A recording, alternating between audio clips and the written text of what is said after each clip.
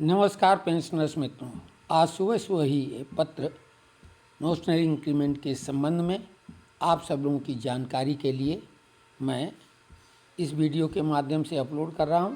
और ये शाम को ही हमको पत्र मिल गया था। प्रवीण बसीन जी ने ये पत्र शेयर किया था और महेंद्र सक्सेना जी ने, तो दोनों को धन्यवाद देते हुए आप सभी की तरफ से भी। और मैं इसका वाचन करने जा रहा हूँ, सबसे पहले हिंदी में और बाद में मूल पत्र अंग्रेजी वाला भी आप सब लोगों की जानकारी के लिए हम उसका वाचन करेंगे। और आपको ये भी बता दें कि जिन लोगों ने पेंशनर्स फोरम या पेंशनर्स सरस मंच व्हाट्सएप ग्रुप ज्वाइन नहीं किया है, वो अपना व्हाट्सएप नंबर कमेंट्स बॉक्स में दे दें, हम उनको भी उसमें ऐड कर देंगे ताकि वो ताज़ी जानकारी उनको तत्काल पेंशनरों और कर्मचारियों से संबंधित मिल सके। और अगर वो भी कोई जानकारी देना चाहते हैं तो अपने मित्रों का, पेंशन बंधुओं को वो भी ताज़ी जानकारी दें। कोई सवाल है उसका भी उत्तर तत्काल मिल जाता है। कोई इसमें हमारा या किसी अन्य मित्र का हित नहीं है, एक टीम वर्क है, आपसी सहयोग है। तो ये जानकारी देने के पहले आपसे निवेदन है। अब देखिए आप, ये 19 फरवरी का ही पत्र है। विषय है उन कर्मचारियों को पेंशन लाभ हेतु काल्पनिक वेतन वृद्धि 1 जुलाई याबलिक 1 जनवरी को दे प्रदान करने के संबंध में जो इसे प्राप्त करने से पहले 30 जून 31 दिसंबर को सेवानिवृत्त हो गए थे, स्पष्टीकरण के संबंध में। संदर्भ 3/12/2024 का है। बोर्ड के विचाराधीन पत्र की ओर ध्यान आकृष्ट किया जाता है, जिसके तहत काल्पनिक वेतन वृद्धि का लाभ प्रदान करने के संबंध में कार्मिक एवं प्रशिक्षण विभाग के अनुदेशों आबलिक स्पष्टीकरण को अपना लिया गया तथा सभी क्षेत्रीय रेलों आबलिक उत्पादन इकाइयों को परिचालित कर दिया गया।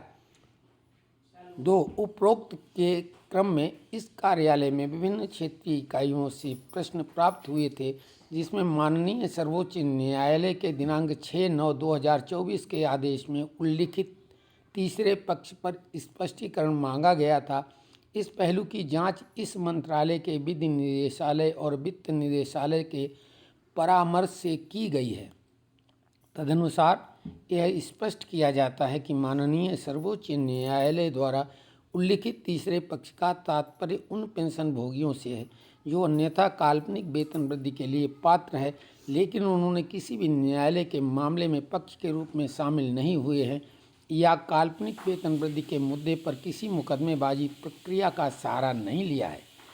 3. सभी क्षेत्रीय रेलवे उत्पादन इकाइयों को सूचित किया जाता है कि काल्पनिक वेतन वृद्धि के मुद्दे पर लंबित मामलों अभ्यावेदनों को कार्मिक एवं प्रशिक्षण विभाग के दिनांक 14/10/2024 के कार्यालय ज्ञापन में उल्लिखित अन्य सभी शर्तों का विधिवत अनुपालन करते हुए उपरोक्त स्पष्टीकरण के आलोक में निपटाया जाए।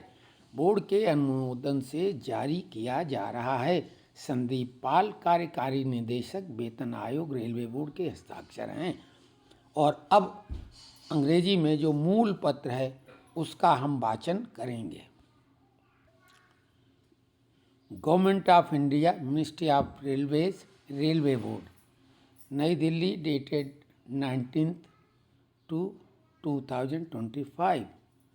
Grant of notional increment as due on 1st July, 1st January for the pensionary benefits to those employees who had retired on 30th of June, 31st of December before drawing the same. Clarification regarding reference 3 दिसंबर 2024 का ये है। Attention is invited to board's letter under reference whereby DOPNT's instructions clarification regarding grant of benefit of notional increment were adopted and circulated to all zonal railways PUs. In communication to above queries were received in this office from various field units seeking clarification on third party as mentioned in the Honorable Apex Court's order dated 6/9/2024. This aspect has been examined in consultation with the legal directorate and finance directorate of this ministry.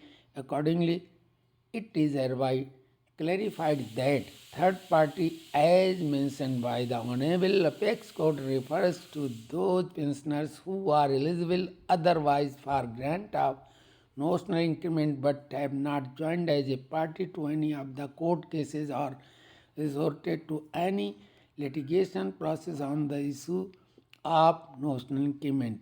All zonal railways PUs are hereby advised that cases, representations, if any, pending on the issue of notional increment may be dealt with in light of above clarification, duly complying with all other conditions mentioned in DOP and OM dated 14/10/2024.